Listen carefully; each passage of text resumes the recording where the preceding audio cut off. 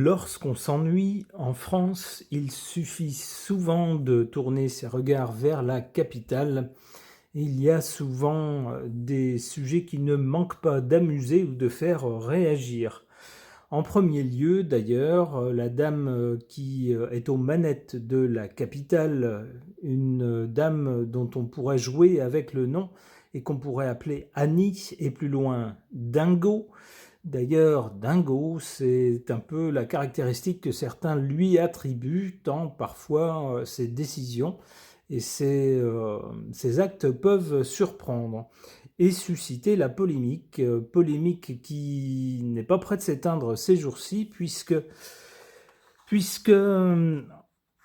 on nous dit que cette dame aurait voyagé à plusieurs reprises en classe affaires, en classe business, donc lors de ses déplacements en avion, alors que ce n'est pas ce qu'elle préconise aux autres, ce n'est pas ce qui est préconisé pour tenter de limiter les dépenses.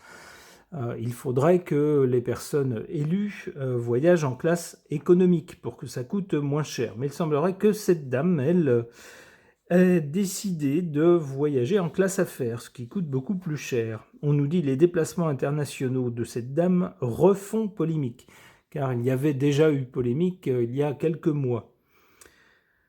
Après les révélations sur ses frais de mission, la maire de Paris est critiquée pour ses voyages fréquents en business class. Donc c'est pas une fois, ça aurait pu être qu'il n'y avait plus de place en classe économique et qu'il y avait un besoin urgent de se déplacer. Donc ça aurait pu justifier l'achat d'un billet en classe affaires. Mais non, on nous parle de voyages fréquents en classe affaires, autorisé via une règle interne qui échappe au contrôle habituel du Conseil de Paris. C'est-à-dire que pour échapper à la règle commune, c'est très simple, on édicte une règle en interne. Alors, c'est à peu près ce qu'on nous redit ici. On nous dit qu'elle aurait voyagé une vingtaine de fois hors des frontières pour se rendre, par exemple, aux États-Unis, en Belgique, en Mauritanie ou encore au Maroc. Et elle serait épinglée donc pour ses voyages en classe affaires. Alors non seulement ça, mais justement à propos de voyage, on lui reproche aussi, y compris dans son propre camp, dans ses propres rangs, on lui reproche d'être tout le temps parti, de ne plus s'intéresser aux affaires de Paris, puisque il semble, d'après cet article, qu'elle ne souhaite pas tenter à nouveau d'être réélue à la mairie de cette ville, mais qu'elle brigue un autre poste, un poste international, d'où des déplacements fréquents. C'est ce qu'on nous dit, qu'elle aspire à d'autres projets. Au cours de sa carrière, la mairie de Paris a assuré pendant près de 12 ans 2 mandats à son poste, mais comme elle l'a récemment indiqué, elle ne se porte pas candidate aux élections municipales de 2026 à Paris.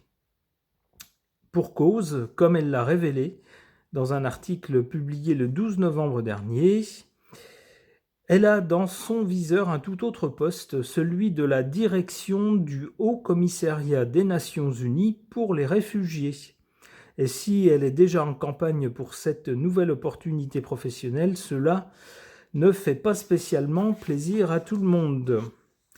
Comme l'ont fait savoir plusieurs sources, cette dame semble trop concentrée sur sa campagne actuelle pour son nouveau poste, ce qui, aux yeux de certains de ses collaborateurs, complique la situation. Alors je cite une personne de son entourage, un de ses collaborateurs, qui dit « Elle n'est plus jamais là, les dossiers n'avancent plus, il n'y a plus aucune décision, plus rien ne compte à part l'ONU ».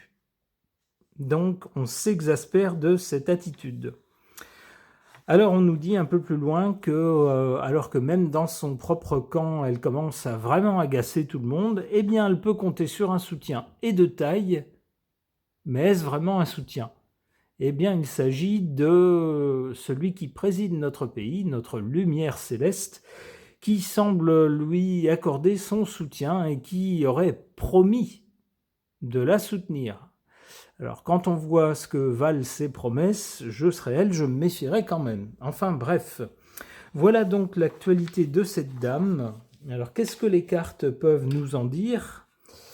J'interroge le tarot ancien de Fil-Voyance.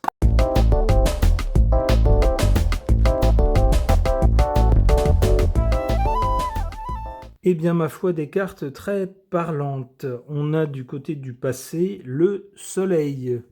Bah oui, il y a quelques années, voire peut-être une décennie, tout roulait pour elle, tout allait bien, elle était en pleine ascension jusqu'à briguer et obtenir la mairie de cette grande ville de France, de la capitale. Ah bah c'était le sommet, c'était la consécration, tout allait bien et puis bon, on sait que à ce genre de poste, toutes les portes s'ouvrent, on peut faire un peu ce qu'on veut. Elle ne s'est pas gênée d'ailleurs pour faire ce qu'elle voulait, ce qui a donné lieu à des polémiques. Mais enfin, à cette époque-là, tout allait bien pour elle, le soleil brillait. Remarquez que la carte est du côté du passé, c'est-à-dire que cette époque-là, pour elle, maintenant, c'est fini. D'ailleurs, on nous parle au sujet de ce statut et de cette brillance passée que désormais, il faut tempérer tout cela. Elle est bien toujours à la tête de la plus grande ville de France, mais les retours et les appréciations ne sont plus du tout sur le même ton que jadis. Elle semble avoir perdu beaucoup de soutien, y compris dans son propre camp. Les critiques, elles, n'ont pas cessé, elles sont même de plus en plus virulentes pour elle. Donc, ben, les beaux jours sont en quelque sorte finis. Et avec la carte qui suit, malheureusement, on dirait que ça ne va pas s'arranger pour elle. On a la carte de l'ermite qui montre quelqu'un d'âgé qui tente d'avancer avec difficulté, avec des haillons plus que des beaux habits, sur un chemin compliqué, difficile. Alors il se pourrait que pour elle, la suite ne soit pas très brillante. Elle qui brigue un poste important dans une institution internationale, peut-être qu'elle ne l'aura pas, ou peut-être qu'elle l'aura, mais que c'est toute cette institution internationale qui n'aura plus le même poids qu'elle a maintenant.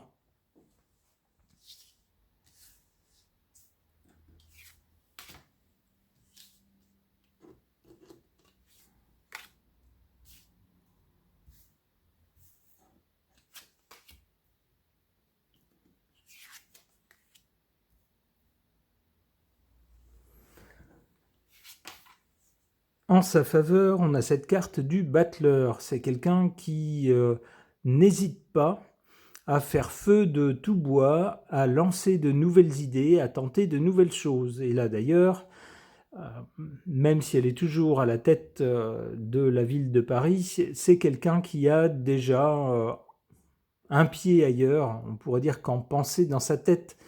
Elle est déjà en train de travailler à son nouveau poste. Donc on voit que c'est quelqu'un qui est plein d'énergie et plein d'initiative et qui sait rebondir, quoi qu'il arrive et quelle que soit la situation.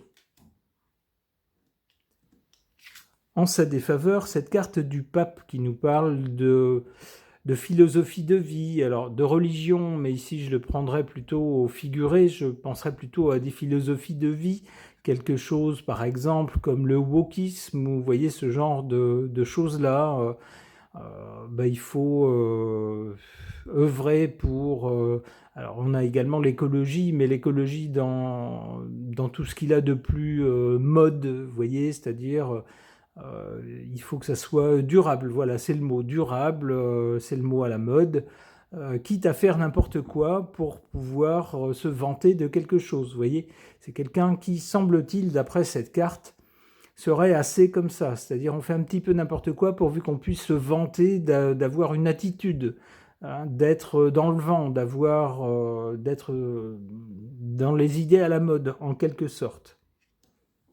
Alors avec cette carte dans cette position, on nous dit que ça ne joue pas en sa faveur, qu'à force, ça finit par la desservir.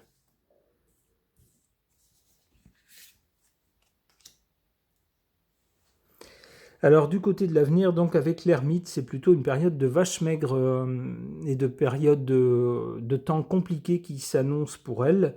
Avec l'ermite, c'est pas facile. Et on a quoi ensuite? Le jugement. Une annonce ou un coup près qui tombe. Mais dans quel sens pour cette dame? La lune. Aïe. Avec la lune, il est possible que cette dame, on le saura plus tard sans doute, se soit fait beaucoup d'illusions et cru en quelque chose, se soit fait des films un peu dans sa tête, et puis quand le jour se lève, on s'aperçoit que les ombres de la nuit disparaissent en fait. Il est possible que certains des rêves de cette dame ne se concrétisent pas avec la lune. Une dernière carte. La papesse. Il se pourrait aussi que des choses soient révélées concernant cette dame à l'avenir. Bon, on en saura sans doute plus d'ici quelques temps. Ok.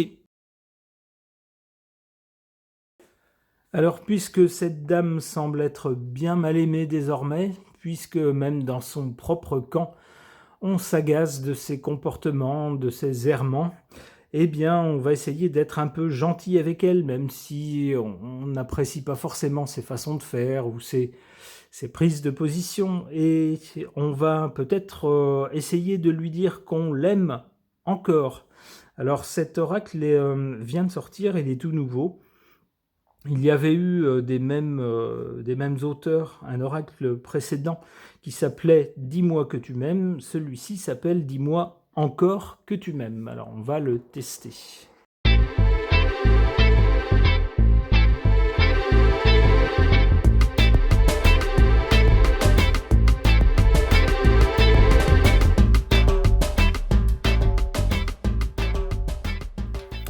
Alors, qu'est-ce que suggèrent ces cartes au sujet de cette dame un peu dingo, selon certains? Du côté du passé,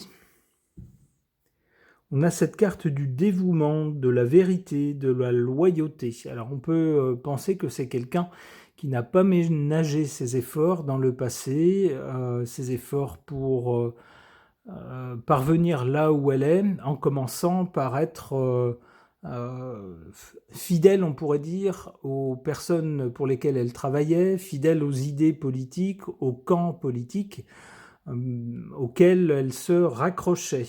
On a pu le voir à plusieurs reprises. C'est quelqu'un qui s'est efforcé d'incarner certaines valeurs, alors d'abord en se mettant au service d'un parti, et puis d'autres personnes, et puis ensuite en elle-même, par ses actes.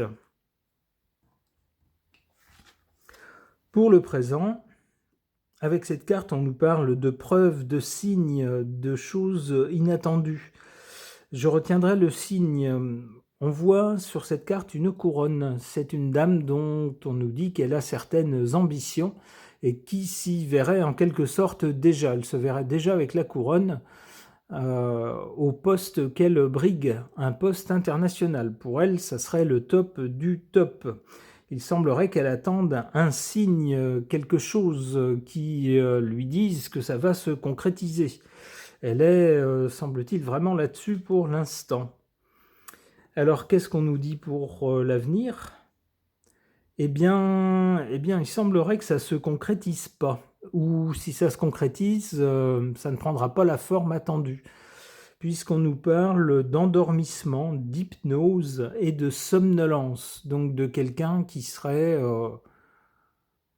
comment dire, quelqu'un qui ne verrait pas la réalité en face, quelqu'un qui ne réagirait pas, quelqu'un qui sera complètement dans son monde, dans son petit univers et qui ne verra pas les signes, par exemple, que elle ne va plus être dans le coup, quoi. Soit elle n'aura pas le poste qu'elle brigue et qu'il y aurait déjà des signes qui iraient dans ce sens, mais qu'elle ne voit pas parce qu'elle est complètement hypnotisée par son objectif, soit qu'à l'avenir, même chose, même si elle décroche ce poste, avec cette carte de l'endormissement et de l'hypnose, elle fera partie de ces gens qui, une fois un poste donné, ne voient plus le monde tel qu'il est. Ils refont le monde depuis leur bureau, prennent des décisions depuis leur bureau. Alors on connaît ça, des technocrates, on appelle ça comme ça, en fonction d'idéologie, mais ne tiennent aucun compte des choses pratiques. Parfois, on se fait certaines idées, mais en pratique, ça se passe autrement. Il faut bien sûr en revenir aux choses telles qu'elles sont et ne pas se buter dans ces idées, contre toute logique. Eh bien, il semblerait malheureusement que ce soit un peu son cas à l'avenir.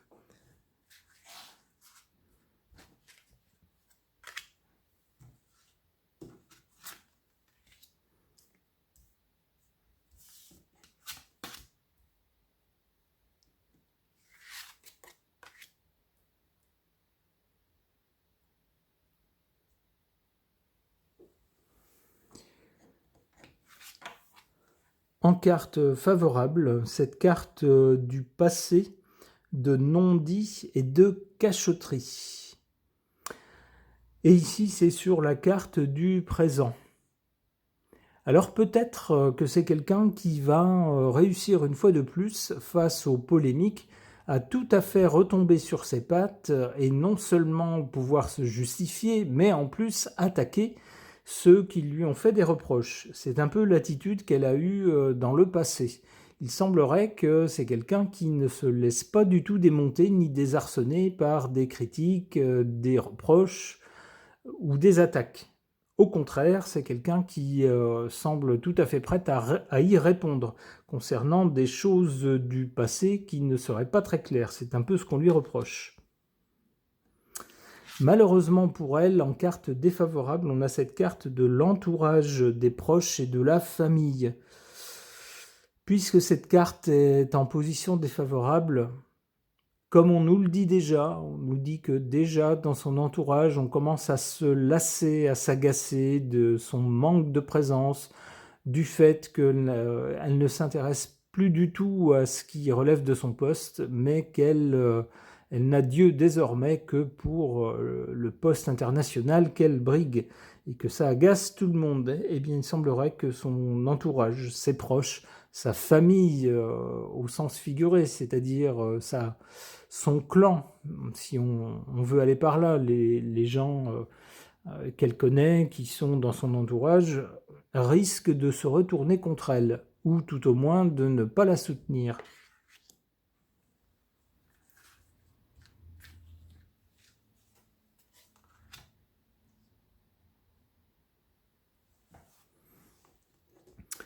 Alors, du côté de l'avenir, on a une dame assez peu vêtue ici. Je vais cacher cette poitrine que YouTube n'aime pas. Et qu'est-ce que nous dit cette carte? Elle nous parle de troubles, de flou et d'addiction. Bah ça, c'est pas très bon pour elle pour l'avenir. Là encore, on avait juste avant l'hypnose.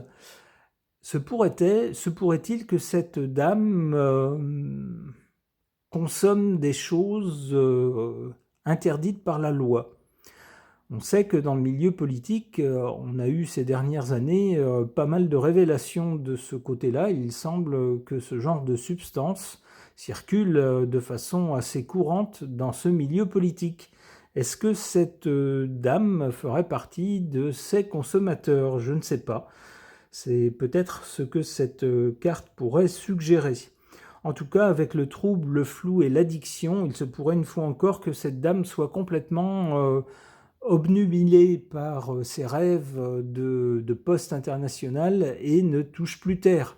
Perde le contact avec la réalité. C'est ce qui se passe lorsqu'on est dans le flou, lorsqu'on a une addiction.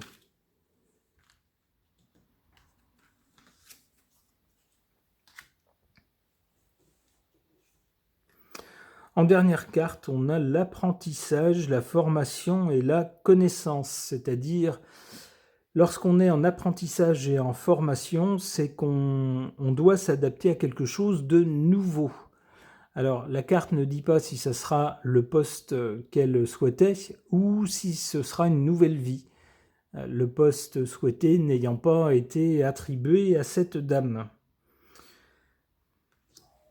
Allez, peut-être qu'on peut en tirer une autre pour tenter de préciser si elle ira vers un succès ou pas.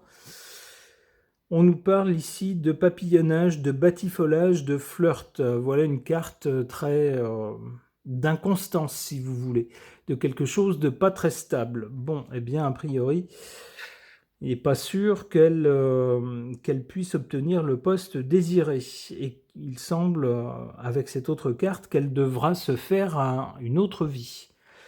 Ok, eh bien on lui souhaite malgré tout le meilleur, même si parfois elle a des sorties ou des décisions ou des actes qui fâchent. Ma foi, on ne souhaite de mal à personne. Alors, bon vent à cette dame. Ce tirage de cartes est maintenant terminé. Merci de l'avoir suivi.